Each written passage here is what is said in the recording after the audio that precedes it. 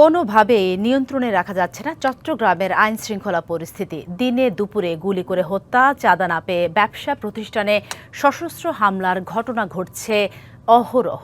এতে চান্দগাঁও, বাকলিয়া, বায়েজিদ এবং জেলার হাটহাজারী, রাউজান ও রাঙ্গুনিয়া সহ অনেক এলাকার বাসিন্দাদের আতঙ্কে দিন কাটছে।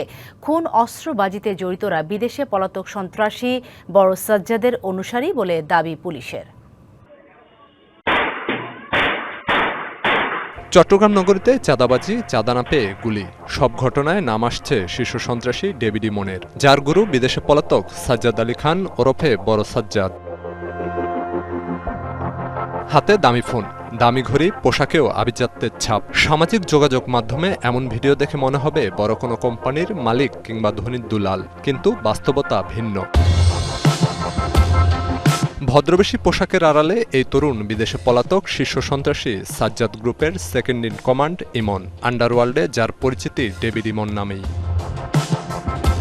গত 11 জুলাই একটি বিদেশি নম্বর থেকে ইন্টারনেট সেবাদানকারী প্রতিষ্ঠান ডিডিএন-এর মালিক আদিল বিন মামুনকে ফোন করে এককালীন 2 কোটি আর প্রতি মাসে 10 লাখ টাকা দাবি করেন ইমন।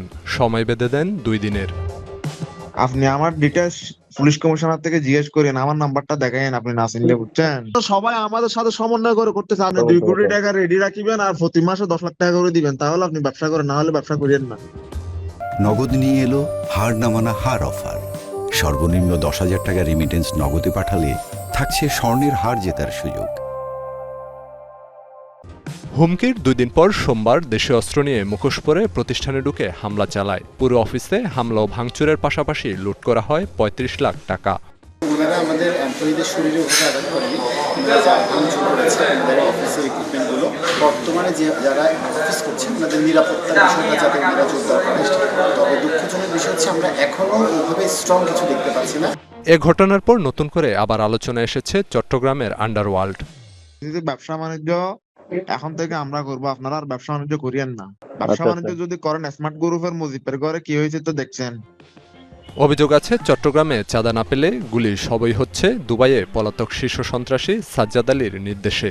যারা এখানে তাদের অনুসারী আছে তাদেরকে গ্রেপ্তার করার জন্য এবং তারা যাতে মানুষের জীবনে বিঘ্ন ঘটাতে না পারে বা অপরাধ সংগঠিত করতে না পারে শহরে, সেই বিষয়ে কিন্তু আমরা তৎপর আছি। এদিকে হামলার ঘটনায় নগরীর চকবাজার থানায় ডেভিড ইমনকে আসামি করে মামলা করেছেন ভুক্তভোগী ব্যবসায়ী। চাঁদাবাজি ও গুলির ঘটনায় আতঙ্কে চট্টগ্রামের ব্যবসায়ী ও সাধারণ মানুষ। DBC news desk.